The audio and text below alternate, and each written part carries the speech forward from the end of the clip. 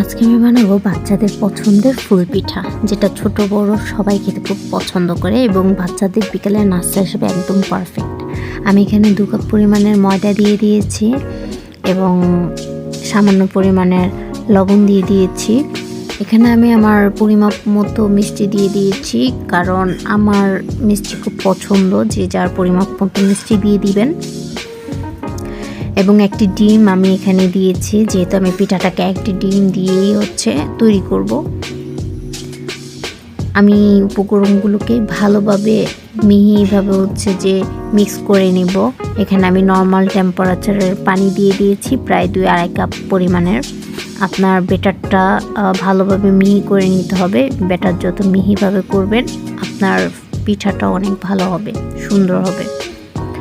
আমি ভালোভাবে ব্যাটারটা মিহি করে নেওয়ার পর অপর দিকে আমি কড়াই বসিয়ে দিয়েছিলাম। এখানে আমি তেল দিয়ে দিয়েছি।